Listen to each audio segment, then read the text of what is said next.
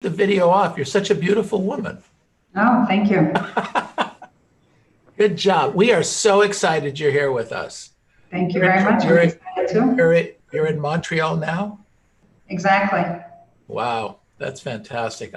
Never ceases to amaze me how the world can come so close together and seem that we can reach out and touch people that are so far away. And it just looks like, we're in each other's, living room. Isn't it fantastic? Yeah, it's amazing. It's amazing. Very good.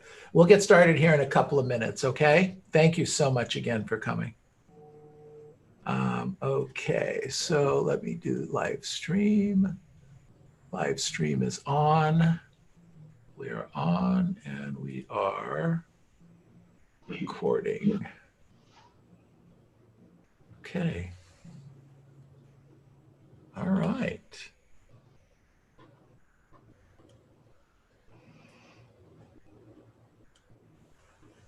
Okay, we'll get started here in just a minute. Okay, good stuff. All right, what do we got?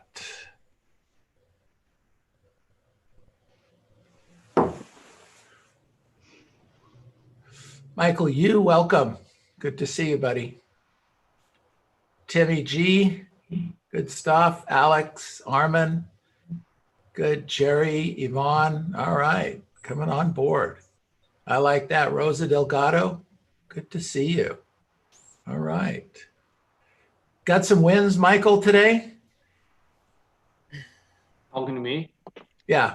I got a few pretty good leads coming in. And yeah, I mean, definitely some good for rent by owner. And I love that source. Isn't that great? Yeah, I love that source. You are rocking and rolling. Michael, I was bragging about you today, buddy. What happened? Was it anything nice, Robert? What's that? Anything nice? No. I was doing a coaching call today, and the agent asked, I see Michael, setting these appointments and things like that. Does he have like some good connections that get in business and things like that? And I said, no. He knows his scripts better than everybody, and he is just super tenacious on the phones. That's it. That's the secret to Michael Yu. That's the secret to this young guy just crushing expireds and all these other deals is he knows the scripts and is just super tenacious on the phone. You're too kind, Robert. I don't know if I live up to that standard yet, but definitely need to work on it. All right, well, then I'm going to call that agent back and take it back then. Right. Cool. You know what? I talked to Michael. I take it back, what I complimented him on earlier.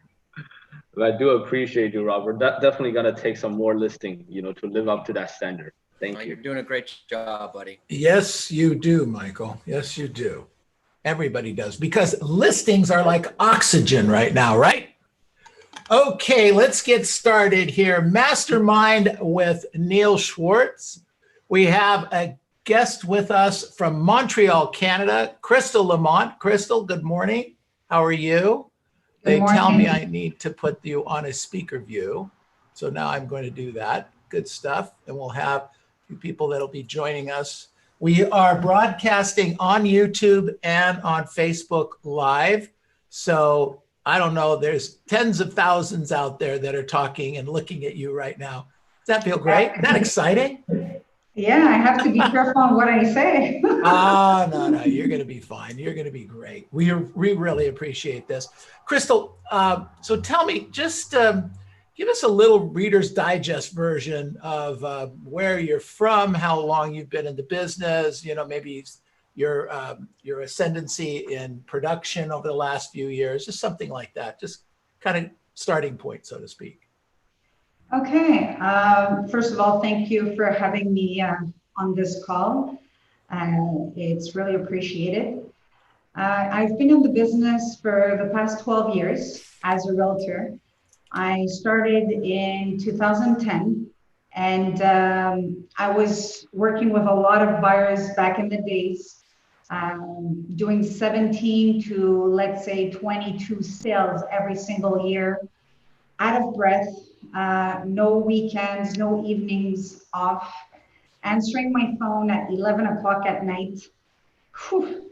And in 2012, I had the opportunity to go see Mike Ferry for the first time in San Diego. And there was somebody on stage, obviously, that I was amazed. So I grabbed my partner's hand and I said, let's go sign up, because even if I was doing 22 deals, I thought I was a big shot. I needed to have a partner because I thought I have no time for myself.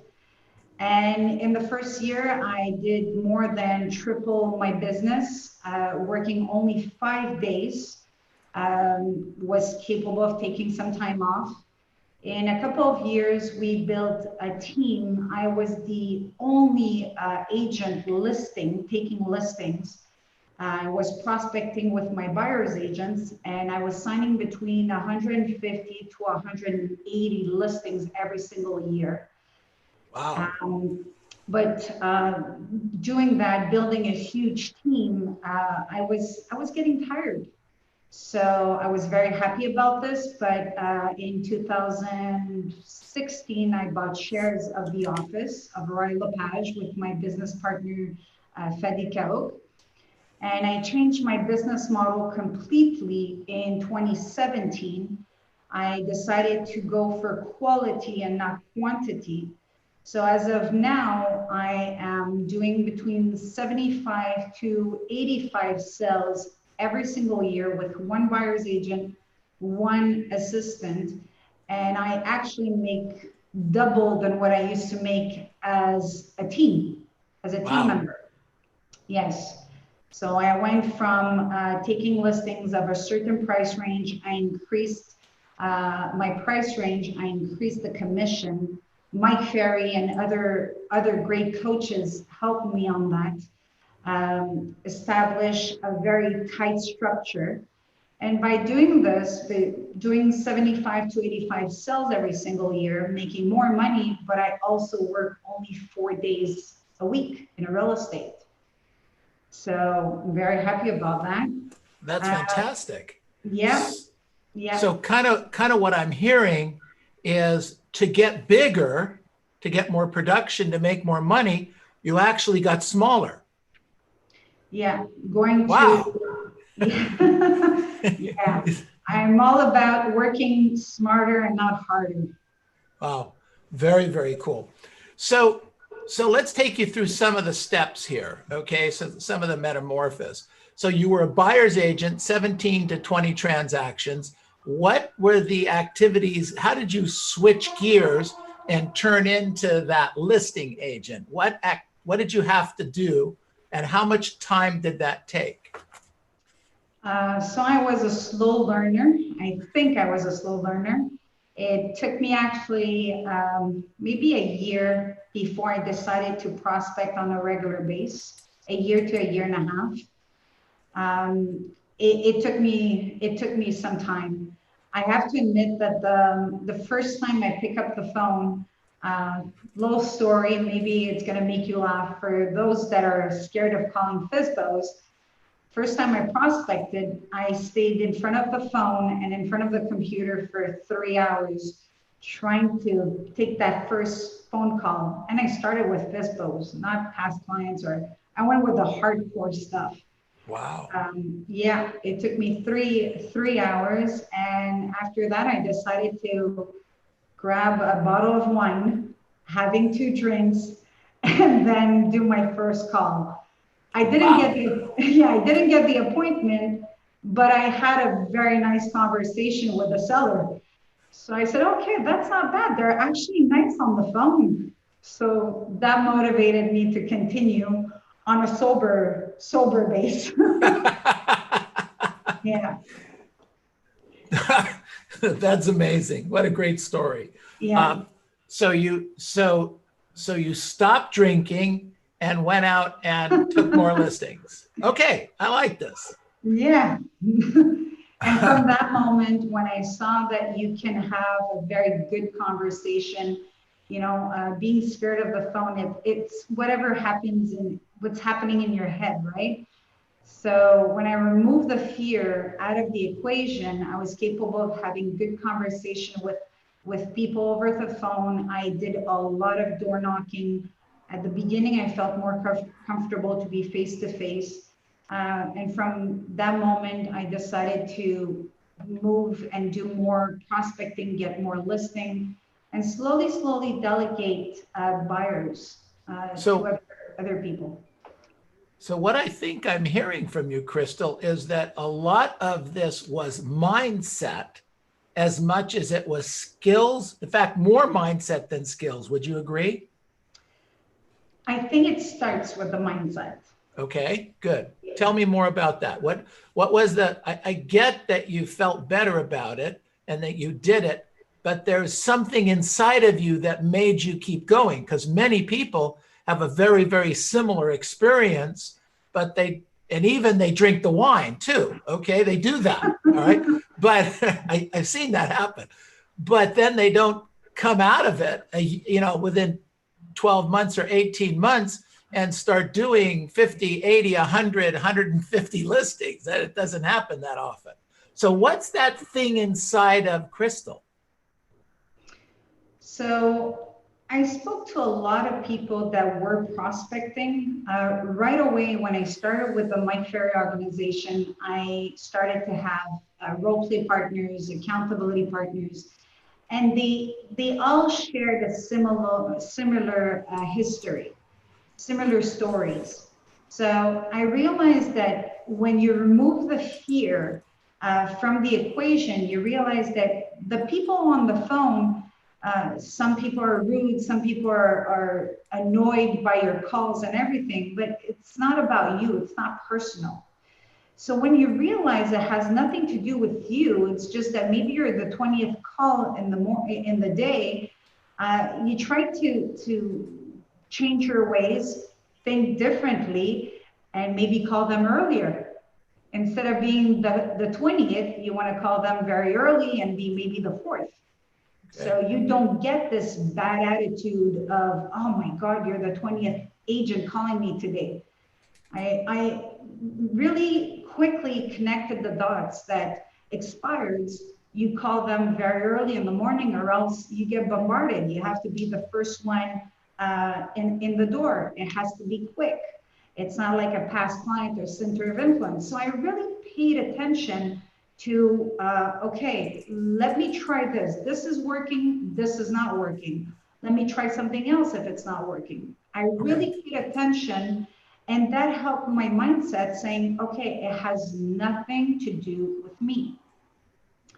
After, when you remove that part, that fear, then you can talk, well, that's my experience. You can talk about skills and refine your approach. But that, for me at least, that came afterwards. So that was my experience. Got it. Okay, great. So you moved forward through that. You learned the scripts and dialogues. You helped, your team worked with you. You worked with your team. You developed all these people, all these situations that were going on. Well, what was the aha moment when you said, well, wait a minute, I'm still having no life, probably, maybe a little bit more life than you had with 17 deals. You're probably making more money, but not the kind of money you're making today. And so what was the aha moment? What was the thing that woke you up and said, whoa, I got to change this? So I realized that I chose real estate. I didn't have schooling. I didn't go to university. I'm from the club scene. So I used to be a bartender in my past life. Okay. So there was a few things that when I came in the real estate business, obviously I had a lack of confidence, because who wants to hire an ex-barmaid?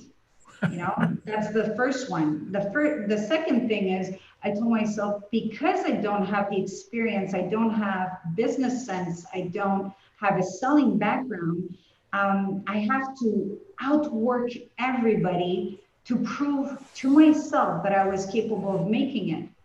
But when you're doing this a year, 2 years, 3 years, you realize that, okay, is it really worth it? And in my case, I think life sent me a message. In 2011, I was working about, I don't know, maybe 80 to 85 hours a week, doing 22 deals. And just the fact that my phone was ringing, I was getting nervous. And in June 2012, I got very sick.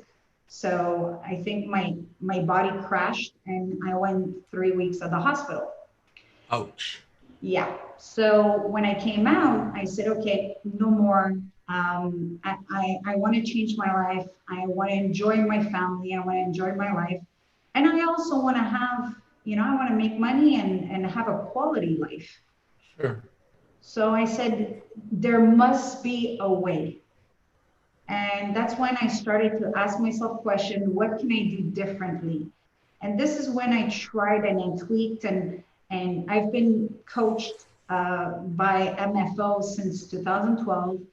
I had different coaches and they trained me, coached me on different aspects where I wanted to go at that moment in my business. But yeah, that was, I think, getting sick and having just a text message coming in and it would aggravate me. So, okay, it can't be it. Yeah. So that something has to change. Exactly. Right. Okay, good. All right. So you started making those changes and setting yourself up. Your coaches helped you to do that and set that.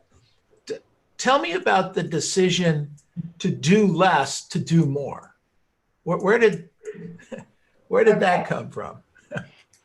So for a few years, I was the listing agent. So the beauty of this is I had an entire structure that I would prospect, I would go sign the listings, and I would do the customer service if needed as terms of price reduction.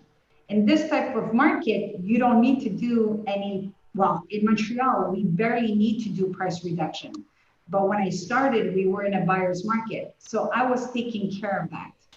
And everything else, visits or the negotiation part, it was my business partner that used to take care of that.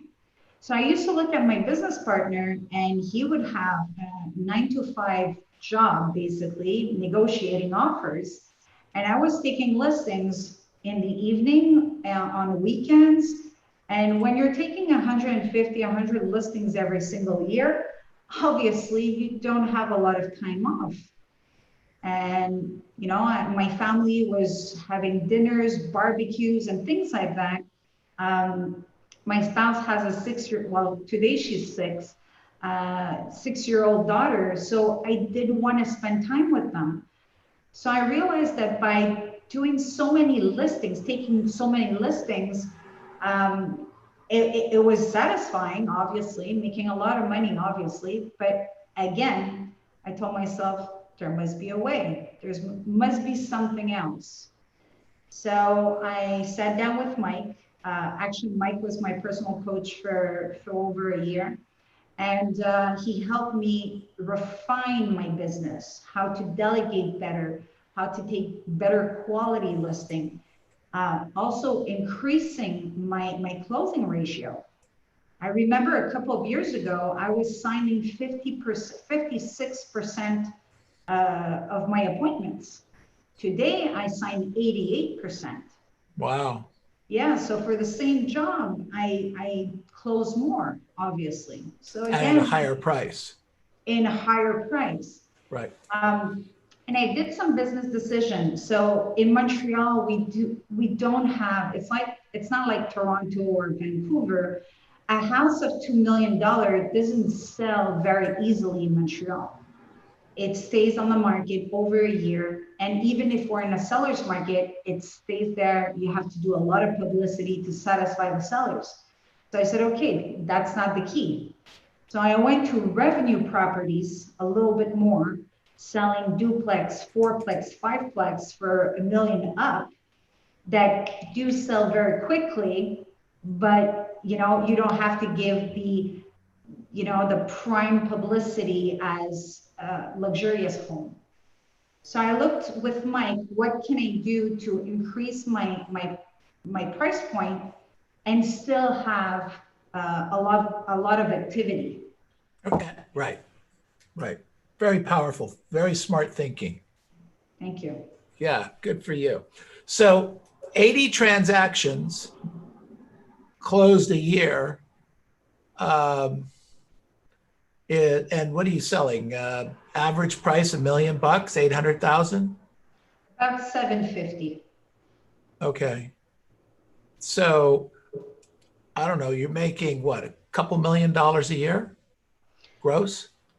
Actually, no. I do about 800,000 gross. However, I do zero publicity. I reduce that's another thing that I work Big. with Mike.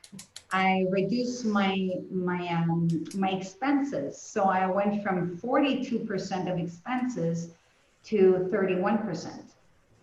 Big So, savings, big yes, savings. exactly. Yeah, And Yeah, that's that- only me. That's without my buyer's agent. So right. I do make another cut from my buyer's agent. So you can say a little bit more than More than $1 million. yeah. Good for you. And $1 million, you can have a nice lifestyle in Montreal. A pretty nice lifestyle, especially working only 4 days in real estate. Isn't that great? It's fantastic. So you come all the way from being a good buyer's agent to becoming a great listing agent slash team, and then moving it all the way down to just you, a buyer's agent and an assistant, and you're crushing it. Probably making, well, as you said, you're making more money today than you made on a team doing probably twice the volume. Definitely. Yeah, yeah. Smart move. Good for you. So how did COVID, how did or does that whole COVID thing affect you and your marketplace? Anything at all? So we have a lack of inventory. Well, actually, we got a shortage of inventory right now. The inventory reduced about 37% in our marketplace. So I've been working extremely hard during COVID, doing a lot of solicitation. I've did a lot of Zoom listing appointments. Obviously, it's like everything, you have to adapt. So at the beginning, I have to say that I did I did a few listing appointments on Zoom and it didn't turn out well. Right. But after You practiced. yes, exactly. Yeah. So, and I was doing a lot of role plays on Zoom. I have to admit that we were in lockdown for about 7 weeks, and I did 27 sales in that period of time. Wow. Yes. That's fantastic. Good for you. Yeah. Good for you. So in a market where there's limited inventory, and I suspect your interest rate in Canada is similar to the interest rate in the United States. So we can have 2.19, 2.09% right now. So, okay. So your interest rate is even lower than our interest rate. I don't think we're below 2.5% right now. Okay. So well, if we've you're never been as low as what we are. Yeah. So low interest rate, obviously low interest rate driving buyers to the market, low inventory, so there's not a lot to sell. So you have sellers that say things to you like, I'd list my house, but where would I go? Right? How are you handling that? Okay, so before answering this question, allow me to, I realized something. There is a front end market and a back end market. The front end market is what we're living right now. The hard work is at the beginning of the process. Getting listing is what's difficult. And when you sign the listing, it sells right away. In a buyer's market, you have it's a back end market. So it's easier to list, to take listings. Sellers do need our help, but after that, we have to go to work and do price reduction, do like a bigger customer service, give a better customer service. So when you understand this factor, you get a little bit less frustrated when you are doing your prospecting and you have a lot of objections and it's harder to get the listing. You just accept it.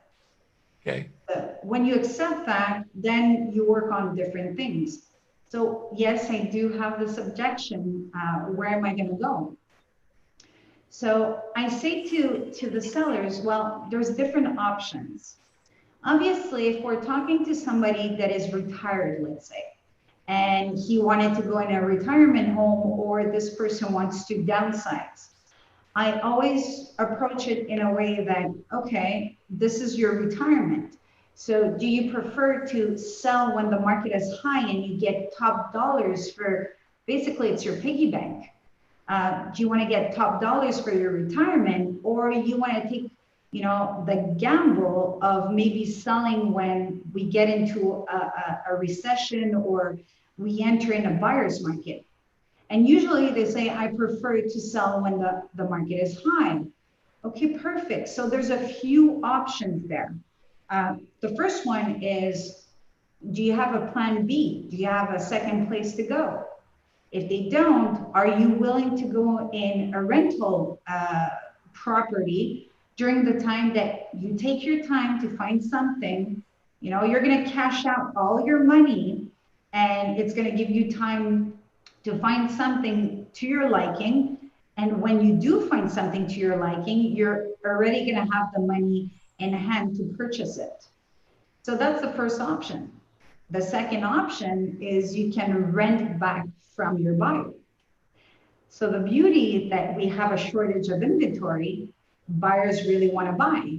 So usually they are willing to, you know, do some exceptions and do things that they wouldn't normally do. So when you say to a seller, okay, put your house on the market, and when you receive an offer, the condition is that you're going to rent back to your buyer for a few months. That could work. The third option, which is not necessarily the option that will bring the most amount of money for a seller, but it could work, is the option that you put in your contract that you are willing to sell in the condition that you find another home in X amount of time. Let's say in 3 to 4 weeks. And again, because there's not a lot of inventory, a lot of buyers are going to be willing to accept that when in a normal market, they wouldn't. Sure. So I think the key here is not to try to convince a client, it's trying to show them some solution. We're there to find solutions. So you put all the solutions on the table and let them decide, what are you comfortable, A, B, or C? Very good. Yeah. Yeah, very good. Excellent. So most of the business that you're doing, the 70, 80, 90 transactions, are they past client and sphere, new business, combination thereof? So yes, I have a lot of past client center of influence this year. I've been calling them, telling them that, you know, it's a winning lottery ticket when you put your property on the market right now. So it did help me out to have a big database. And I've done more just listed, just sold this year than I ever did in the past. Interesting. Yes. Yes. Interesting. So people get excited when they see sold, sold, sold. And especially when you can tell them, well, I sold your neighbor 50,000 more than what he's actually worth. Right. Yeah. That's very, very cool. Good. Hey, so Krystel, I always ask, what do you think your superpower is? Listening to you, I have a couple of ideas, but what do you think your superpower is? I think my confidence helps me a lot. And the confidence comes from, it was a working process. I studied a lot the scripts. I read a lot of books on how to ask questions. I'm an expressive, so I love to talk, obviously. So learn to listen more, asking more, better questions. I needed to talk to learn this.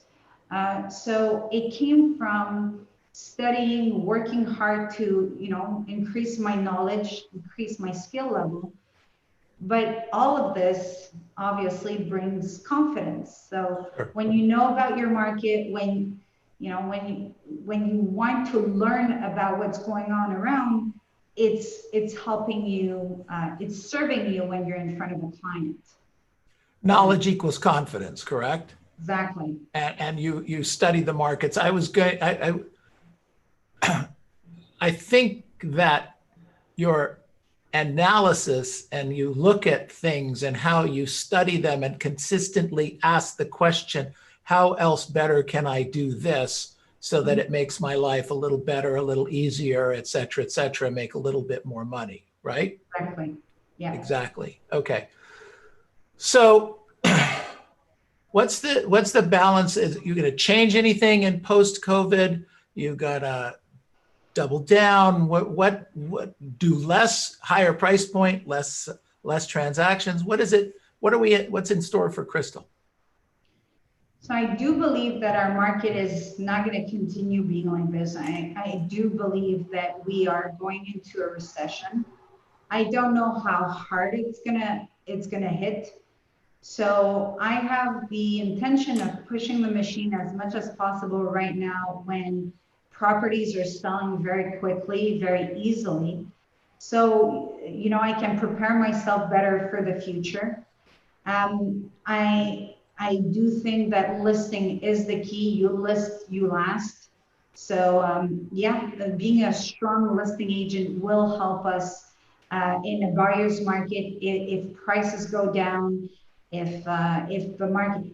But at the same time, I also realize that if we do get into a buyer's market and the prices are going down, it's going to take a while for sellers to adapt. It's going to take a few months. So I think by knowing this, I'm ready. And same thing as when we started the COVID, I knew that buyers and sellers would be emotional. Buyers would see a lot of frustration making offers and being in competition with a lot of buyers. I knew that they would be emotional. We would live their emotions. So by being prepared, at least you're not being caught off guard. So yeah, I think you better prepare yourself to what's coming. So even better prepare yourself than you are today is the way you're going to reach the activities that you're going to work on in this post-COVID world. Yes, and if I'm wrong, if we're not getting into a buyer's market, you're just going to be better. Exactly. Yeah, no. This is, again, this is your superpower. You're a very, very bright woman. This is very, very strong stuff. I want to go back to something you said. I wrote a note here. You said you were learning and working on asking better questions and asking more questions. You said you read some books on this. Do you remember the books that you read or the teachers that helped you with this? Of course, it's besides Mike. He is the greatest question asker on the planet. Yeah, I've read a few books. Obviously, Power Question is an amazing book. There's also a book, it's called Spin. It's a way of selling. So it's showing you how to close. It's a soft close. So giving options to your client, not rushing for the signature. It's a softer close, so it comes automatically. So that's Spin. There's, oh my God, there's so many. A lot of things on like mindset, motivation. I think it's important in this business to keep your mindset strong. So I have this routine. I would like to share it with you. Please. So I know it's not always easy to get up in the morning, have a powerful mindset, and to start doing your calls. And we're all human. We all have the same habits that some days we don't feel like it. So I have this routine that I get up at a certain time, always the same time. And it took me a while because as an expressive, you're not necessarily consistent by nature. So it took me a time to get into that routine, but got up, did my meditation for 10 minutes, wrote my gratitude, but also look at my goals. And this helped me so much. Focus every single morning and look at my goals. Why am I doing this? After that, I always listen to, while I prepare myself, when I train, I always listen to motivational speakers. I want to learn something when I'm on the treadmill or things like that. Because again, even if I had a good night, bad night's sleep, feel good, don't feel good, I need to have the mindset powerful so I can be powerful on the phone. So I always listen to motivational stuff in the morning. And when I arrive at the office, again, at the same time, I always take a book and I read only 10 pages. I start my day like that. I read 10 pages of something that is going to inspire me. So it could be something from, let's say, Robert Kiyosaki, Rich Dad, Poor Dad, or Napoleon Hill, or anything that inspires me. Sure. So I read things from people that really made it, and they start from nothing. So that helps me take the first phone call and be powerful and be motivated to get that appointment. That's a great routine in the morning. That's a great routine. Good for you. Thank you. Good for you. That's fantastic. Krystel, you opened up to some questions from our people? Sure. Great. Excellent.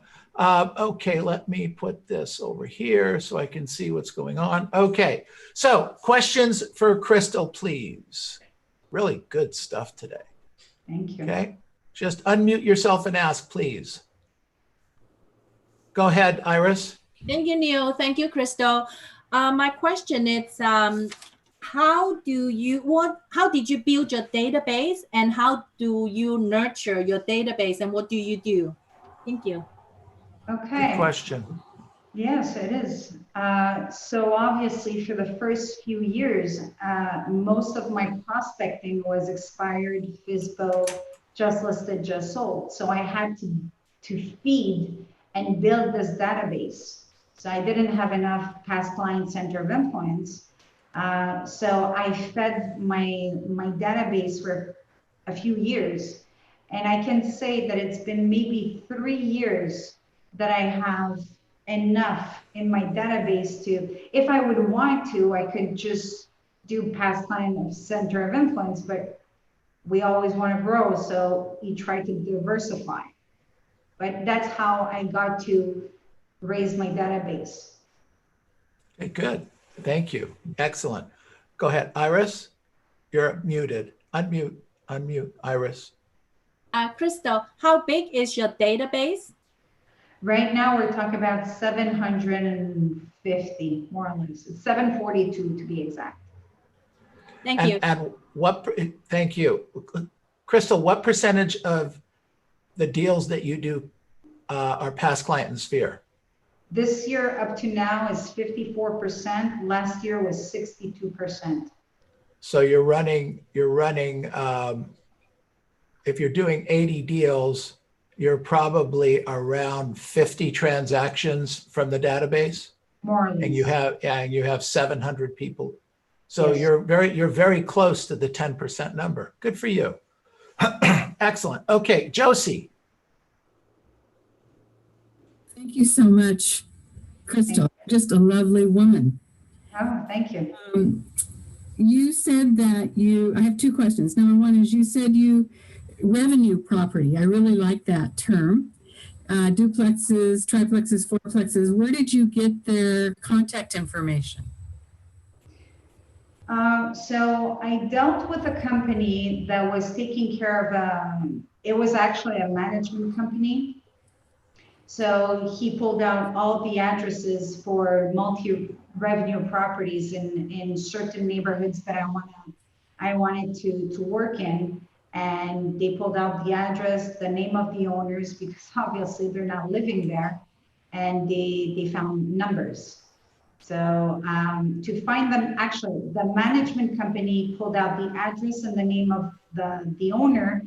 and I send the list to an Indian company. I get all my telephone numbers for expireds and those clients from India, because it would cost me maybe 3 to 4 times more doing it in Montreal. Yeah. Wow. Got it. My other question is, what's your prospecting routine? Do you call past clients first, and then what do you do? I like to diversify. If I just sold the property, I'll give you an example. Last week I sold the property with 13 offers. We sold it for 77,000 more than the asking price. So when I got to the office, I was all excited to call the just sold around.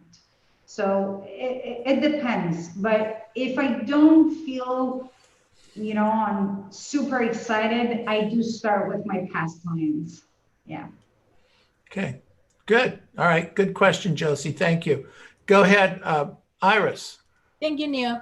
Krystel, so what did you say to the multifamily owners in the beginning, and what do you say now when you call them? You're talking about multi-revenue properties? Yes, yes. Well, they're all about numbers. So numbers have to make sense to them. The beauty in this market is the numbers are very excited. The selling price are very exciting for them. But we have to remember that in any cases, you do find sellers that need to sell and not want to sell. So the multi-revenue properties, the beauty of this is there's a lot of, older, there's a big immigration in Montreal.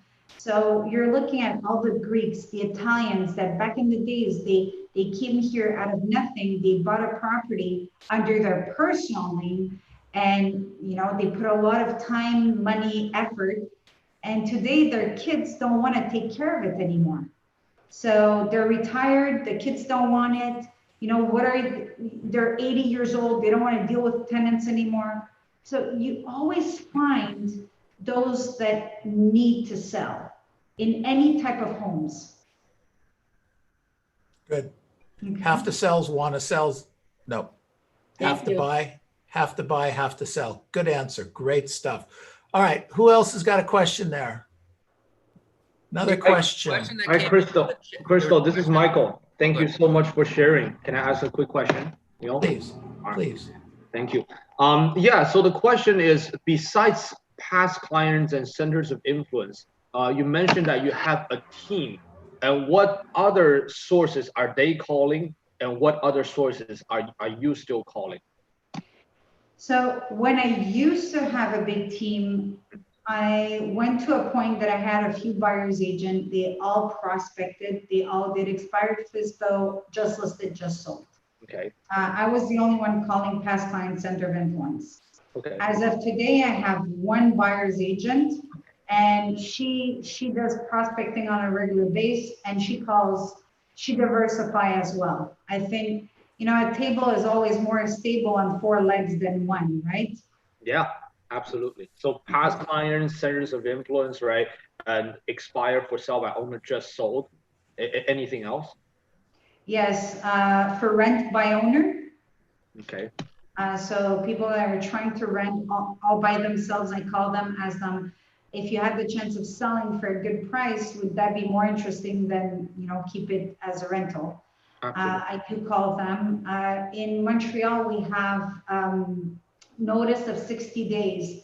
So when you're about to give the keys to the bank, when you're not paying, they're giving you a notice that you have 60 days to pay back the mortgage. So I give them a call, ask them if they need some help. Okay. And obviously the successions. Yeah. Got it. Thank you very much. Thank you, Krystel. All right. Good. Thank you. Good.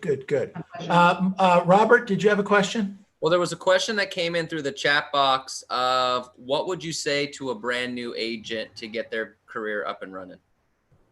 Good question. That you're new or you've been a long time in the business, I don't think that it changed anything. Again, it's a game.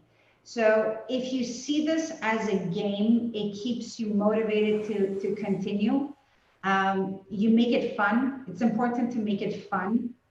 It's important to list. Like I said, you list, you last. So the good thing is you don't have bad habits in the real estate department, in the industry. So that's good for you. You'll start on the right foot. But if you see it as it's a game and it's a process, it takes time. You know, you have to be comfortable on the phone. And after you're comfortable on the phone, well, you're going to start having conversations, but you won't be able to close them. Well, then you're going to be able to close them because your skill level is better. You arrive to the client's house and you don't sign them. That's maybe because you need to pre-qualify better or things like that. So if you understand and you accept it's a process and you remember that, you know, just have fun, let it be light. It's you know, it's a game. I think it motivates people to move forward. Good. All right. Good stuff. Thank you. Other questions? Yeah, I have a question. Go Hi, ahead, Krystel. Yvonne. Thank you for being with us. Thank you for sharing your knowledge. I have a question for you. When you decide to move from your 150 deal to 75, you obviously move the price point to a much higher one. Did you move to higher end price in the same city, or did you move to another city? No, I stayed in the same city. Same city. Yes. Same city. She just did units, Yvonne. She shifted from single family okay. homes to units. Okay. She So how calls many- them revenue share, but Okay. we refer to them as multi-units or income property. Got it. So what's your percentage? Your single family versus multifamily? Between 5.5% to 7%. What I'm saying You're is talking about, your deal numbers, number of deals. so I'm about 38, 39% in revenue units, Okay, and the rest is family homes. I see. Got it. Okay, thank you. Excellent. Fantastic. All right, everyone unmute yourself, please.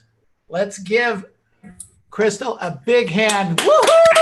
All right, good job. Yeah. Awesome. Yeah. Awesome. Really, really good stuff. Very interesting. Really appreciate your time, all the effort and energy. It's a big deal. We're going to take a couple of minutes right now and go into asking our agents what they learned. You're welcome to stay and listen or go. I understand your time is very precious. Thank you for having me over. We thank you. Thank you so much. And we'll post the name, the address, and the email in the chat, in the group chat. So if anyone has a referral, you'd be open to taking referrals, right? Of course. I love it. All right. Good job. All right. Let's give her a big hand. Thank you again. Woo! Thank you, everybody. All right. Good job. Okay. What did we learn today? What did we learn? It's a process. It is a process. Good job. The way she broke it down was that you can become good in conversation, which I think I'm lacking. I can get the conversation, and then you get them to where you don't, you can't close them enough. Then you show up to the appointment and you realize you can't close them because you never actually pre-qualify them. So as long as we're clear on that, you'll understand that it is a process. It's going to take time, and once you master that and feel confident, then you'll be able to have more fun with it. Good thought. Great thought. Okay. What else did we learn? I just feel like she's very down to earth. You know, she's like no nonsense, just telling us all the straightforward answer and being very concrete. She signed 150 to 180 listing. Right. Wow. Right. And Really, quit really that. And wait, Michael, and quit that business and makes more money because to get bigger, she got what? Smaller.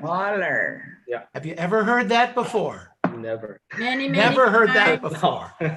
Okay, good job. Okay, Robert, you were going to comment? Yeah, so it's kind of interesting because before you asked her what her superpower is, the thing I had wrote down about her is that she's extremely confident. And you said, what's your superpower? And she goes, I'm very confident. And I was like, well, at least we're on the right path here. you know, she said a couple things that I really liked when she said it's a winning lottery ticket when you put your home on the market right now. Thought that was a great point. And I also like the little thing of a horse is more stable on 4 legs than 3 or 2. So you got to have at least 4 sources. Yep. You know, That's I right. thought that was really good. But the confidence, cool. she's just, you asked her a question about how she handles an objection, and she didn't or ah. She just went, well, let me tell you how I do it. It was just Boom. boom. Boom. Yeah, there you go. Do you think she's done that before? Okay. So you guys always want to know what I learned.